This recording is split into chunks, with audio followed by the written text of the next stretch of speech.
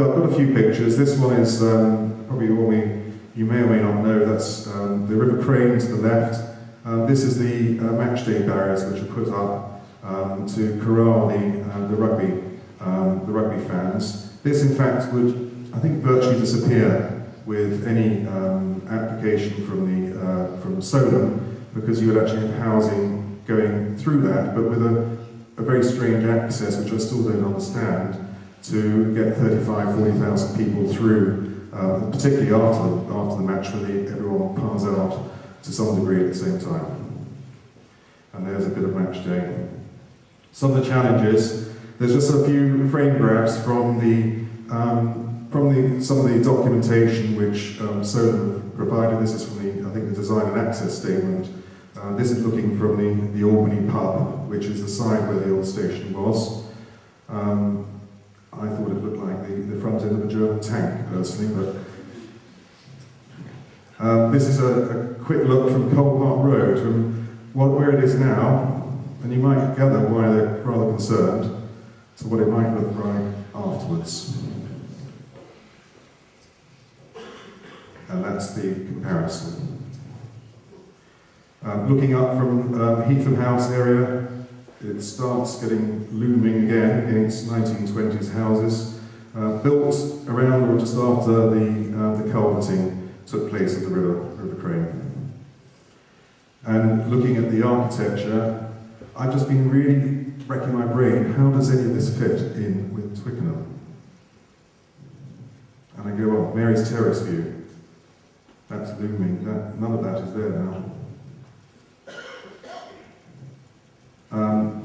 This image is taken from it's a very difficult image to actually pick up where it's looking from. In fact, it's actually looking at the right-hand side of the new station.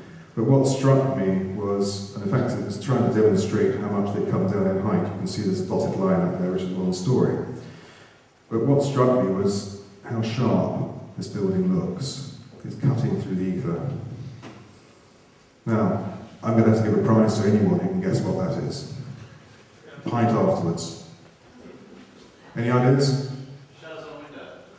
It's flats, there's a clue, and it's directly above the station entrance. And that's the station entrance itself. The actual frontage for the station is still 2 pairs of doors. There's a bit more access, a bit more size inside. It's said it's 2-storey, it's got height when you actually walk in, but that disappears rapidly because they've got a walkway going above it as soon as you walk in within about 5 metres. So where those grills are, you're back to single-storey. So it's all smoke and mirrors. And this is looking up from, well, where the cabbage patch, if you're standing between the cabbage patch and the Garry area.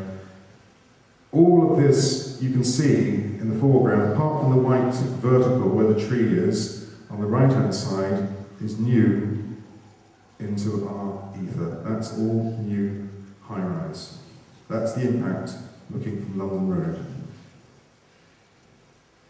And again, trying to work out what is the vernacular. Well, to the left is Georgian. Is a Georgian, well, certainly a tapered Georgian, which is fair enough.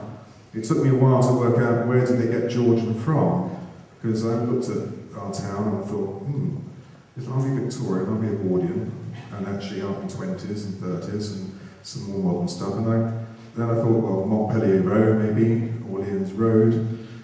Those are the only terraces that I could pick up. But actually, no, this isn't nothing to do with Twickenham. This reference is Richmond Hill.